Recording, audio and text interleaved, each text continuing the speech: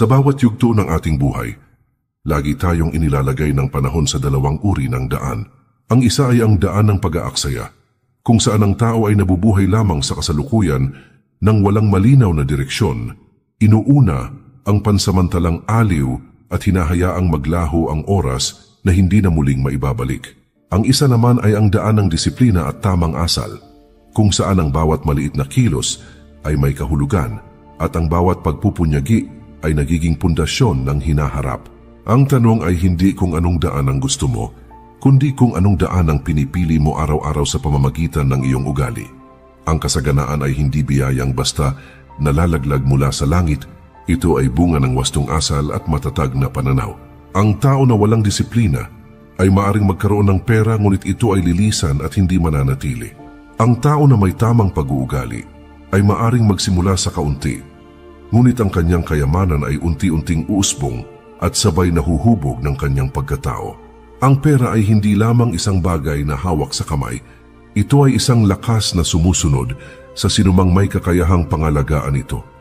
Ang tunay na kasaganaan ay hindi nasusukat sa dami ng iyong ari-arian o sa kinang ng iyong kayamanan. Ito ay nakikita sa anyo ng iyong asal, sa kapangyarihang mapigil ang sarili, at sa pananaw na kayang tumanggap ng hamon ng walang pagdaing.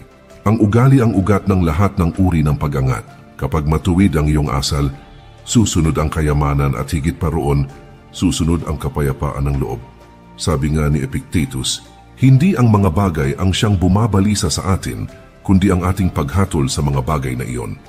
Kung gayon, hindi ang kakulangan, hindi ang kahirapan, at hindi ang pagsubok ang tunay na hadlang sa atin.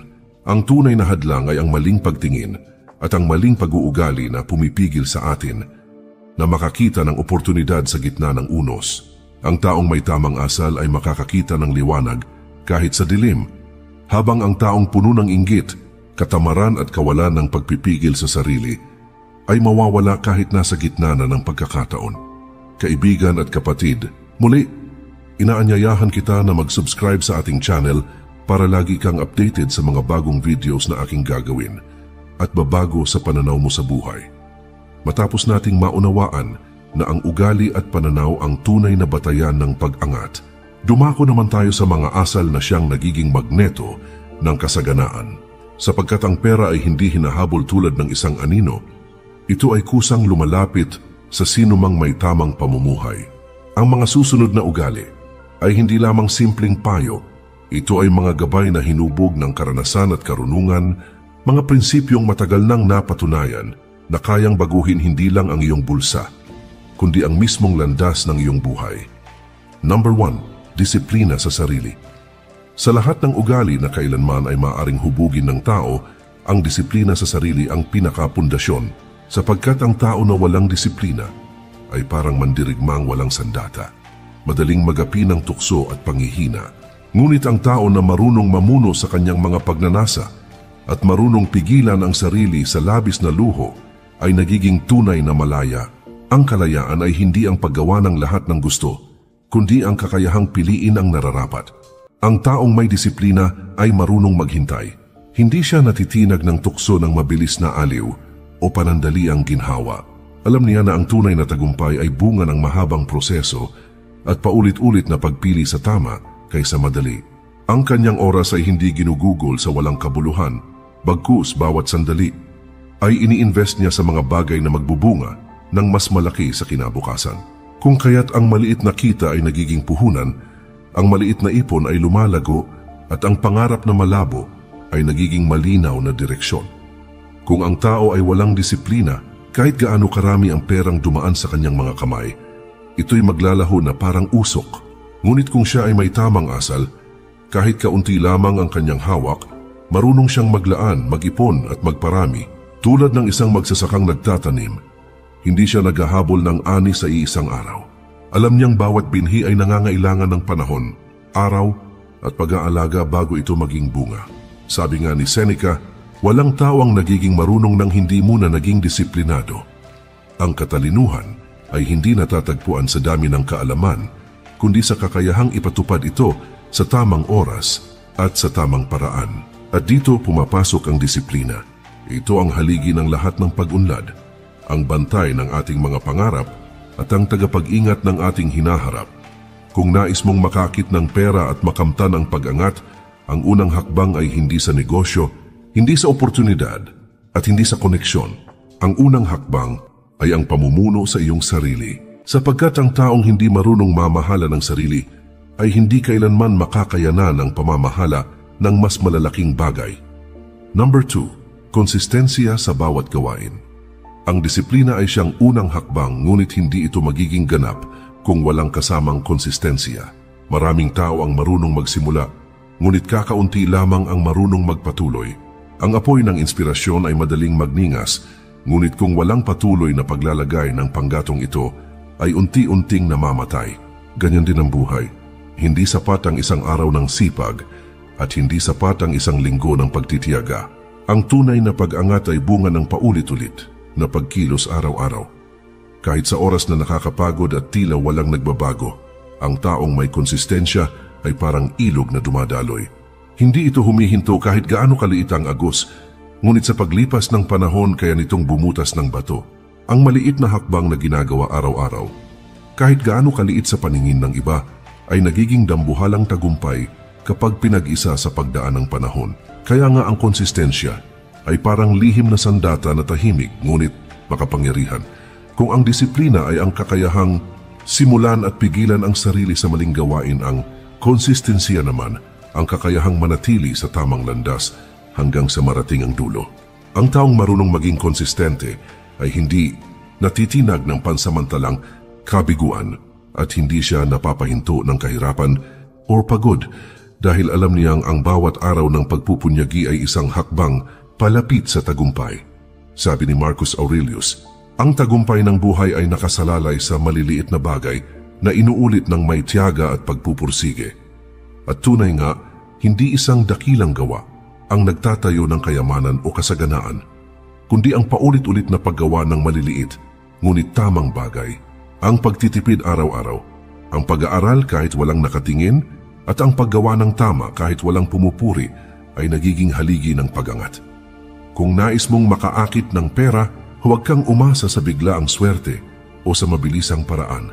Ituon mo ang iyong sarili sa pagkilos ng tuloy-tuloy, sa paggawa ng maliit na hakbang araw-araw, at sa pagtatayo ng pundasyong hindi matitinag ng panahon. Sapagkat ang konsistensya ay hindi lamang gumagawa ng yaman, ito rin ang humuhubog ng matibay na pagkatao.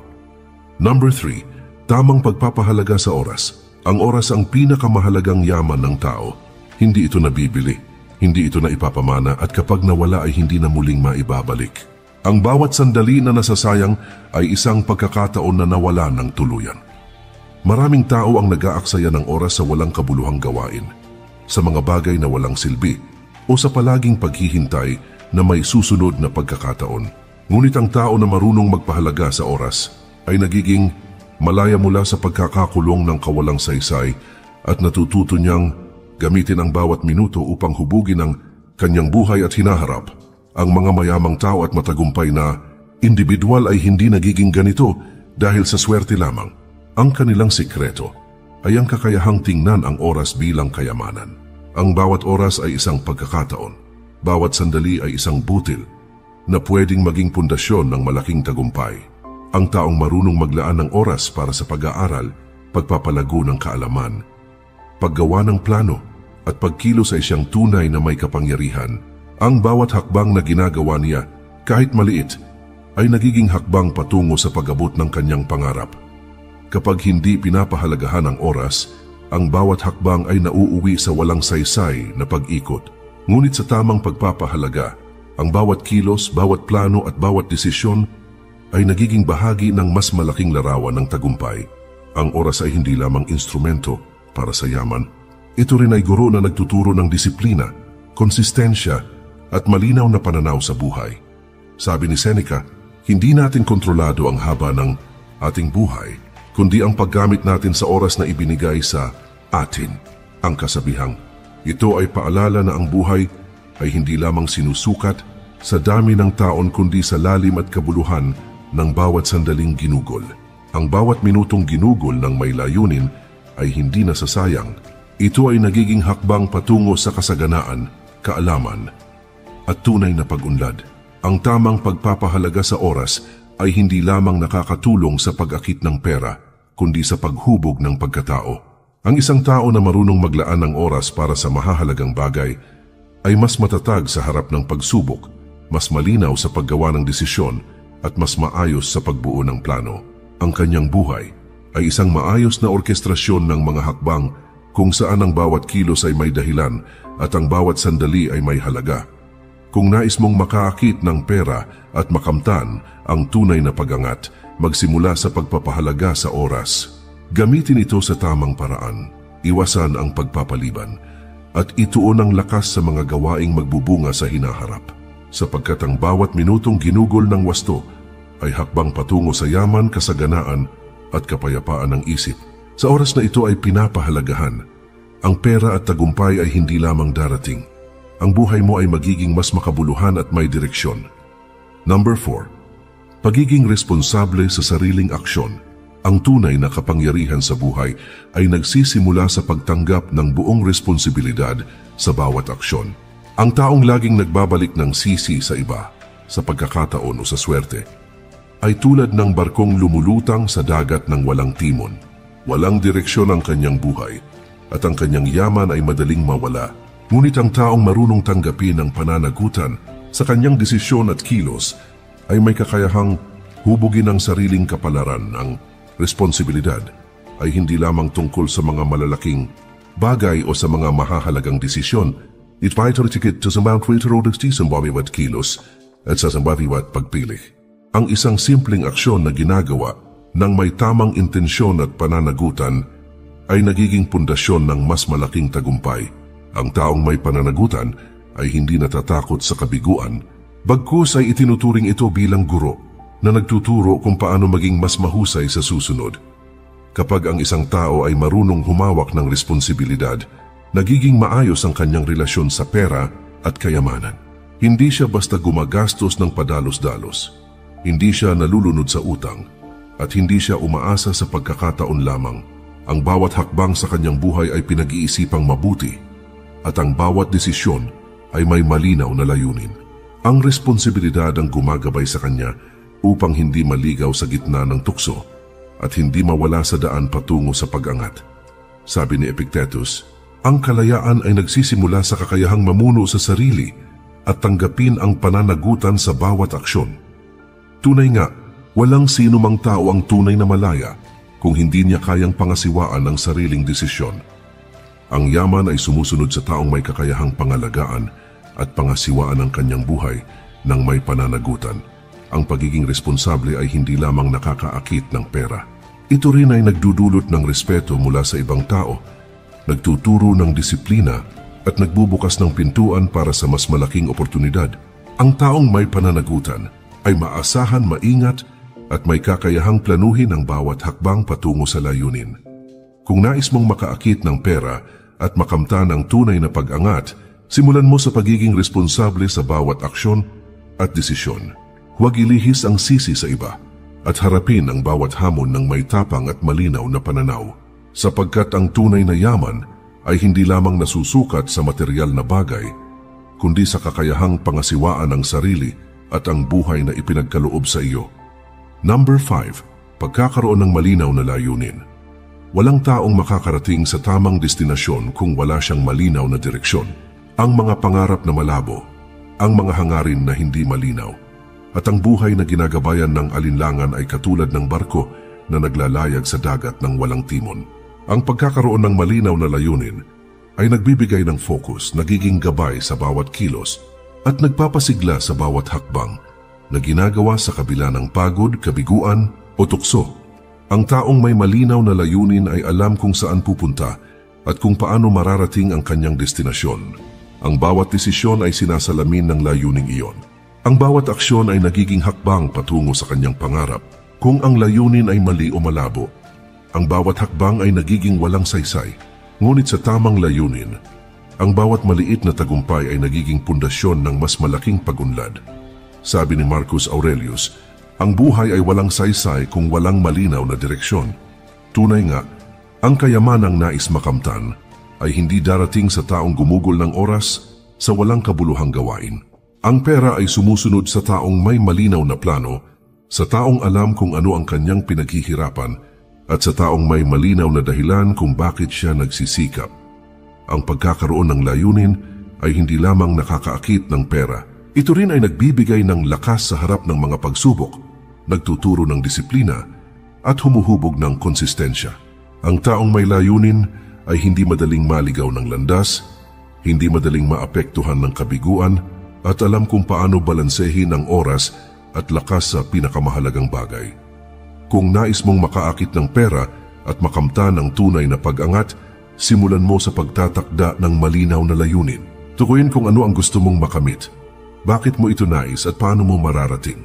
Sapagkat sa oras na malinaw ang layunin, ang bawat hakbang ay nagiging tiyak at ang bawat pagkilos ay nagiging makabuluhan. Ang pera at tagumpay ay natural na sumusunod sa taong may direksyon at higit pa rito, nagiging mas makabuluhan at mas maayos ang kanyang buhay. Number 6. Pagiging bukas sa pagkatuto at karunungan. Ang kaalaman at karunungan ay mga yaman na hindi napapawi ng panahon at hindi nawawala kahit gaano karami ang pera na hawak ng tao. Ang taong naniniwala na sapat na ang kanyang alam ay parang naglalakad sa dilim. Limitado ang kanyang pananaw at madali siyang maligaw sa landas ng tagumpay. Sa kabilang dako, ang taong bukas sa pagkatuto ay patuloy na lumalago. Patuloy siyang humuhubog sa sarili at patuloy na nag-aambag sa kanyang hinaharap. Ang bukas na isip ay isang kayamanang higit pa sa material na bagay. Sa bawat libro na binabasa, sa bawat karanasan na pinagdadaanan, at sa bawat tao na nakakasalamuha, may natututunan siyang aral. Ang aral na ito ay nagiging gabay sa paggawa ng tamang desisyon, sa pag-iwas sa pagkakamali, at sa mas mabilis na pag-abot ng layunin. Ang tao na patuloy na nag-aaral at naghahanap ng kaalaman ay parang magsasakang palaging nag-aalaga ng kanyang lupa.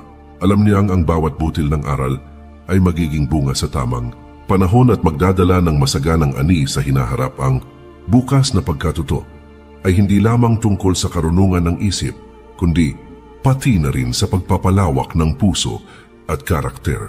Ang taong bukas sa karunungan ay marunong makinig, marunong tanggapin ang kritisismo, at hindi natatakot harapin ang kabiguan bilang bahagi ng pagkatuto. Sa ganitong paraan, ang bawat karanasan, mabuti man o masama, ay nagiging hakbang sa paglago at tagumpay. Sabi ni Seneca, ang hindi nag-aaral ay hindi humuhubog sa sarili at palaging alipin ng kanyang sariling kamangmangan. Tunay nga, ang kamangmangan ay hadlang sa kayamanan at kasaganaan. Ang kaalaman at karunungan ay sandata na nagbibigay kapangyarihan sa tao upang gumawa ng tamang desisyon, harapin ang hamon ng buhay, at lumikha ng oportunidad sa halip na umasa sa swerte o pagkakataon. Ang taong bukas sa pagkatuto ay hindi natatakot humingi ng payo o tanggapin ang gabay ng iba.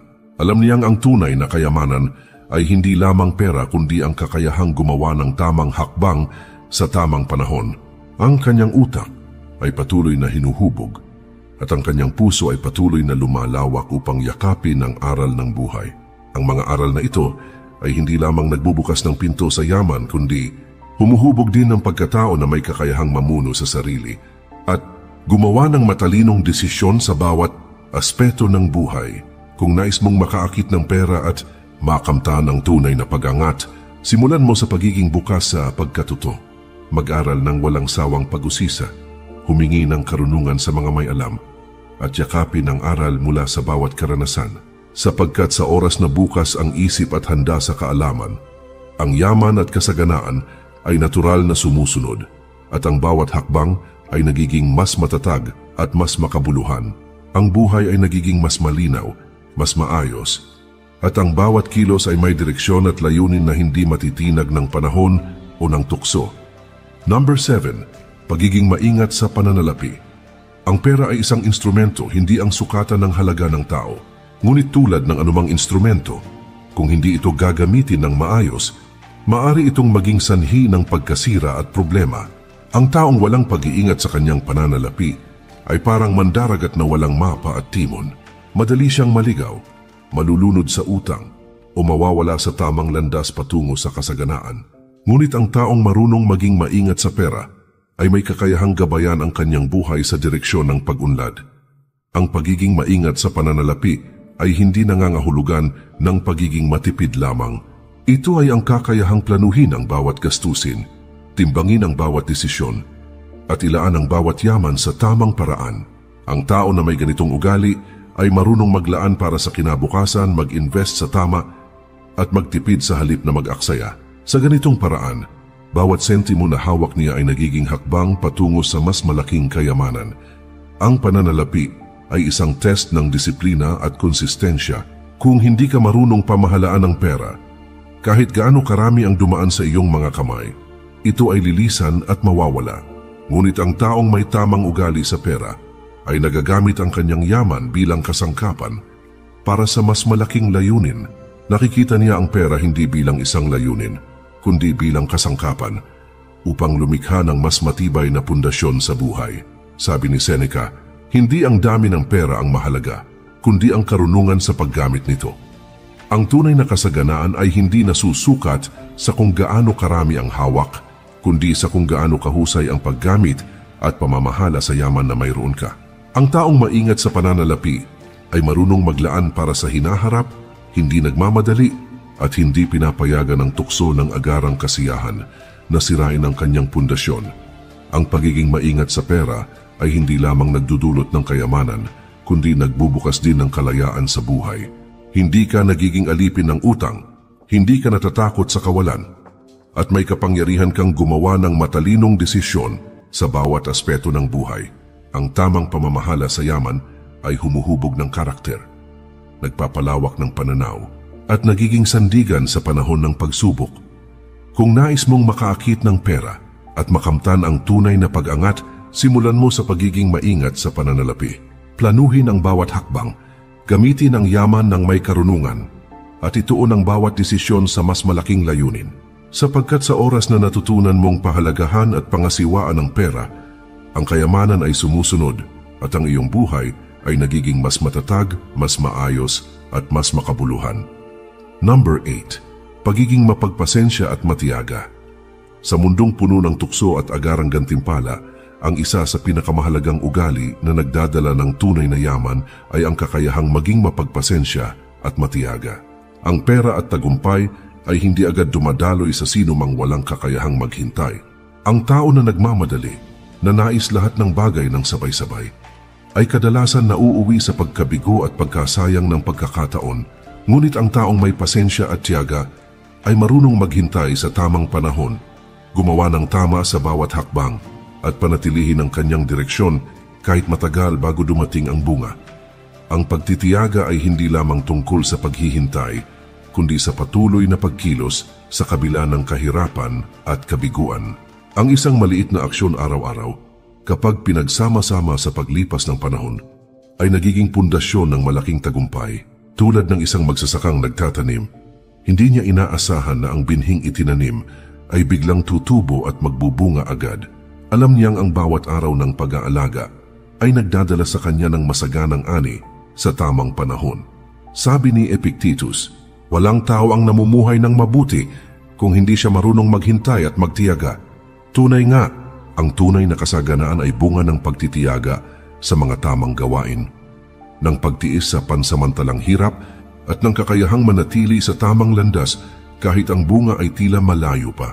Ang mga mayayamang tao at matagumpay na individual ay nagtagumpay hindi dahil sa swerte, kundi dahil sa kanilang kakayahang maghintay, magsikap at magtiyaga sa kabila ng lahat ng hadlang.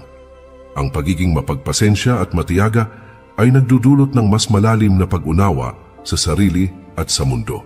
Ito ay nagbubukas ng isip upang makita ang oportunidad sa gitna ng pagsubok at humuhubog ng karakter na matatag sa harap ng anumang unos.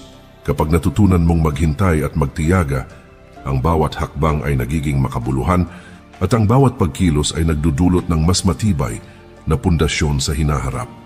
Kung nais mong makaakit ng pera at makamtan ang tunay na pag-angat, simulan mo sa pagiging mapagpasensya at matiyaga.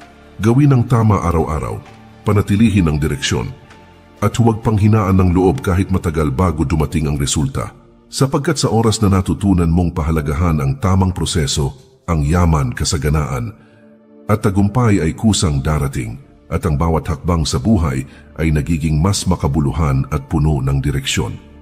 Number 9. Pagiging bukas sa pagbabago at adaptasyon. Ang mundo ay patuloy na nagbabago at ang tao na hindi marunong sumabay ay madaling maligaw at maiiwan sa likod. Ang pera at oportunidad ay hindi nananatili sa mga nakatigil sa nakaraan. Ang tao na matigas ang ulo at ayaw tumanggap ng pagbabago ay madalas mawalan ng pagkakataon at hindi makakaabot sa kanyang potensyal. Ngunit ang taong bukas sa pagbabago at marunong umangkop ay nagiging magneto ng kasaganaan. Ang bawat pagbabago, gaano man kaliit o kalaki, ay nagiging pagkakataon upang lumago at magtagumpay. Ang adaptasyon ay hindi simpleng pagtanggap sa bagong sitwasyon, kundi ang kakayahang umangkop ng may karunungan. Ang isang tao na bukas sa pagbabago ay marunong suriin ang sitwasyon, tuklasin ang tamang hakbang at gumawa ng desisyon na kaayon ng kanyang layunin. Ang kanyang isip ay hindi nakatali sa nakaraan, bagkus ito ay nakatuon sa paglago, sa pag-unlad at sa mas malinaw na kinabukasan. Sabi ni Marcus Aurelius, ang matalino ay hindi lumalaban sa pagbabago, kundi ginagamit ito upang hubugin ang kanyang sarili. Tunay nga, ang kasaganaan ay hindi lamang nakukuha sa kung ano ang nasa paligid, kundi sa kakayahang tanggapin ang pagbabago at gamitin ito sa sariling kapakinabangan. Ang yaman ay sumusunod sa taong marunong umangkop, hindi sa taong ayaw tumanggap ng hamon o bagong sitwasyon. Ang pagiging bukas sa pagbabago ay humuhubog ng katatagan at malawak na pananaw. Ito ay nagtuturo ng disiplina sa isip, nagpapalakas ng konsistensya at nagbubukas ng pinto sa mas malaking oportunidad. Ang taong marunong umangkop ay hindi natitinag ng pagkabigo, hindi natatakot sa hindi inaasahang pangyayari at alam kung paano gawing oportunidad ang hamon. Kung nais mong makaakit ng pera at makamtan ang tunay na pag-angat, simulan mo sa pagiging bukas sa pagbabago. Yakapin ang bawat pagkakataon na magbago, mag-adjust sa bagong sitwasyon, at gamitin ang karunungan upang lumago sa gitna ng pagbabago. Sapagkat sa oras na marunong kang umangkop, ang kayamanan at tagumpay ay natural na sumusunod at ang iyong buhay ay nagiging mas matatag, mas malinaw at mas makabuluhan. Number 10. Pagiging mapagkumbaba at may tamang pananaw sa yaman. Ang tunay na kayamanan ay hindi nasusukat sa dami ng pera o material na bagay na hawak ng tao. Ang kayamanan ay nasusukat sa kakayahang pahalagahan ng mayroon, gamitin ito ng matalino at humubog ng tamang pananaw sa buhay. Ang tao na mayaman sa isip, ngunit mayabang at walang pagpapakumbaba, ay madaling maligaw sa landas ng kasaganaan. Ang kanyang puso ay madaling malito, at ang yaman ay maaaring magdulot ng problema sa halip na kabutihan. Ngunit ang taong mapagkumbaba ay marunong gamitin ang kanyang kayamanan bilang instrumento upang mapabuti ang sarili, ang pamilya, at ang lipunan.